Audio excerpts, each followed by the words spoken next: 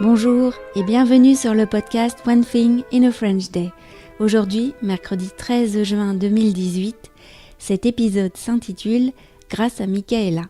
Je m'appelle Laetitia, je suis française, j'habite près de Paris et je vous raconte au travers de ce podcast un petit bout de ma journée. Le texte de ce podcast est disponible en vous abonnant à la newsletter sur www.onethinginafrenchday.com. Grâce à Michaela. Ah, je crois que l'épisode d'aujourd'hui va entrer dans la catégorie de ceux que je n'aurais jamais dû publier. Vous savez, ceux où je parle du désordre à la maison, ou bien du fait que je suis en retard dans ma comptabilité, qu'un de mes livres est en rupture de stock, ou bien qu'il y a 500 emails non ouverts dans ma boîte mail. Bref, tout ce qui pourrait donner une image désastreuse de moi, de mon travail ou de mon organisation. Pourtant, je ne dois pas en avoir totalement honte, car je vais continuer aujourd'hui. Avant cela, quand même, je tiens à vous dire, chers auditeurs, que vous êtes ma priorité, mes chouchous et mes rayons de soleil. Ma comptabilité étant terminée et envoyée il y a 2 semaines, il a fallu que je range toutes mes factures de l'année 2017 dans un grand classeur en les triant par numéro. En fait, j'ai confié, comme déjà l'année dernière, ce travail fastidieux à Michaela. Elle fait ça très bien.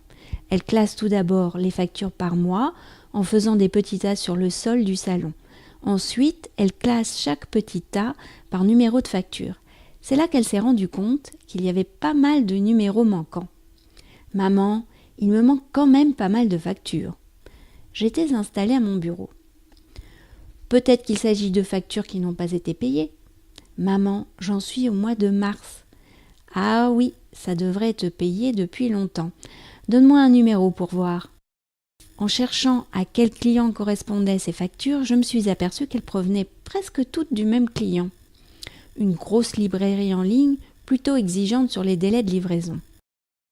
J'ai ouvert le classeur des factures en attente. Effectivement, les factures en question étaient bel et bien là et attendaient silencieusement. Ni une ni deux, j'ai envoyé un courrier de réclamation au client en question.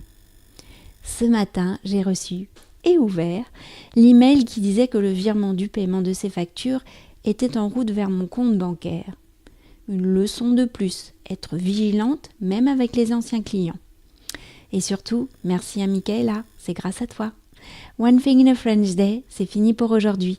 Vous pourrez retrouver le début du texte de ce podcast ou vous abonner à la newsletter sur www.onethinginafrenchday.com.